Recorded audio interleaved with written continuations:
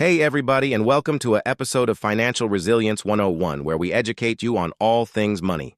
I'm your host, and today's topic is simple tricks that can help you recover quickly from any financial emergency or setback. And stick around until the end because I'll be sharing my number one trick that helped me get back on my feet when I lost my job in the beginning of the pandemic. So let's dive right into it. So first up, check your insurance policies. Most people do not know this, but insurance policies actually do have a cash value component, and that cash value is something that you can borrow against or even tap into if you need it. Now, I wouldn't recommend borrowing against your insurance policy unless it's absolutely necessary because you're going to pay interest on that loan, and then if you ever get sick and try to make a claim, they're going to deny it because you owe them money. But there are certain situations where you can actually access the cash value of your life insurance policy penalty-free and tax-free. For example, if you become terminally ill or if you pass away, your beneficiaries will receive the death benefit, which includes the cash value. Another situation is if you are diagnosed with a critical illness, such as cancer or heart disease. Some life insurance policies allow you to tap into a percentage of the death benefit without having to wait until you pass away.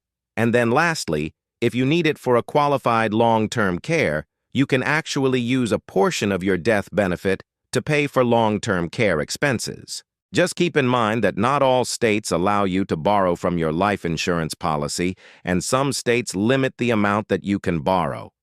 Number 2, sell what you don't need. This is one of the easiest ways to make some quick cash. Look around your house and see what you can sell that you no longer need. Maybe it's an old TV, maybe it's a piece of furniture, maybe it's clothing that you just don't wear anymore. You can list these items on Facebook Marketplace, Craigslist, or even eBay and make some quick cash. Alternatively, you could also rent out a room or a parking space. If you live in a big city, chances are you probably have a lot of people who would be willing to pay for a spare room or a parking space. There are websites like Spare Room, or if you prefer, you could also rent out your driveway or parking space on a more temporary basis via a peer-to-peer car sharing service. The cool thing about this is that it's very low effort because you're only committing to a few days at a time and you get to set your own price. Up next, tap into your network. Okay, so here's what I want you to do. Grab a piece of paper and write down all the people that you know, whether it's friends, family members, co-workers, or neighbors. Next, think about what skills or resources these people might have that could help you financially. For example, maybe your neighbor has a truck that you could borrow, or maybe a friend of yours is a lawyer or accountant that could help you out with some paperwork. Once you've identified these people, reach out to them and see if they'd be willing to help you out. Now, this isn't something that you should do all the time, but it can be helpful in a pinch if you need some extra cash or some assistance with a project. Additionally, you could also ask your friends or your family members if they need anything from the store or if they have any errands that you can run for them. In exchange for their support, you could offer to pay them back with some of the money that you make. Next up, let's talk about picking up a side hustle. If you need some extra cash, one of the best things that you can do is start a side hustle. Not only does this give you the opportunity to make more money, but it also helps you gain new skills that can help you advance in your career. One great option is driving Uber or doing Uber Eats. These are flexible jobs that you can do on your own schedule. Or if you prefer, you could also deliver food or run errands for Instacart. Personally, I love running errands for Instacart because I can literally go to the store on my own time, pick up whatever I want, and then drop it off at someone's doorstep and I get paid for it. Other options include becoming a pet sitter or dog walker. Websites like Rover and Wag make it easy to find pet sitting gigs near you. Or if you have experience in a particular industry, you could also tutor students online. With sites like TutorMe or Schooly, there's no shortage of opportunities when it comes to making extra money. So pick up a side hustle that fits your interests and skills, and you'll be well on your way to earning some extra cash. All right, so let's say you've done all of those things. Let's say you've checked your insurance policies, you've sold everything that you don't need, and you've tapped into your network. What else can you do? Well, Let's say that you've picked up a side hustle, but you're still falling short on your financial goals. Well, my number one trick to getting ahead financially is to consolidate your debt.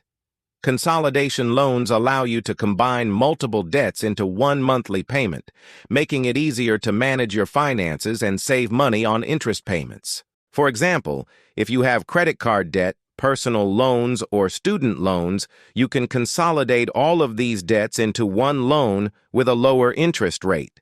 By consolidating your debts, you'll be able to make one monthly payment instead of multiple payments. This can free up your cash flow and allow you to save more money. Plus, by consolidating your debts into a loan with a lower interest rate, you'll be able to save on interest payments over time. You can use that money to save, invest, or spend on other things that matter to you. Now, it's important to note that consolidation loans are only beneficial if you can qualify for a lower interest rate than what you currently have. Otherwise, you may end up paying more in interest over time. To avoid this, you can use a debt consolidation calculator to estimate how much you'll pay in interest before consolidating your debts. So if you're struggling to make ends meet, consider consolidating your debts. It can make a big difference in your financial life. And on that note, if you're finding this video helpful, please let us know by hitting the thumbs up button. We appreciate your feedback, and it helps us determine what topics we should cover in future videos. Now, moving on to my next point, cut back on unnecessary expenses. So if you need to make some quick cash, one of the best things that you can do is cut back on unnecessary expenses. This doesn't mean that you have to deprive yourself of all the things that you enjoy, but it does mean being mindful of your spending and only spending money on things that are truly necessary.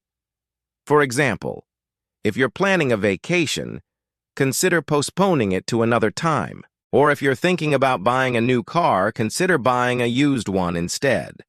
You could also cut back on things like eating out, shopping, and entertainment. Instead of going to the movies, have a movie night at home. Instead of shopping at the mall, shop online for discounts. Instead of buying new clothes, thrift shop for unique pieces that you can't find anywhere else. Trust me, cutting back on these types of expenses can free up a lot of money that you can use to save or invest. And plus, you'll be able to discover new hobbies and activities that you didn't know you enjoyed. So if you need to make some quick cash, consider cutting back on your unnecessary expenses. It may not be fun at first, but it'll be worth it in the end. Alright, so let's talk about a few bonus tips. First up, don't be afraid to negotiate.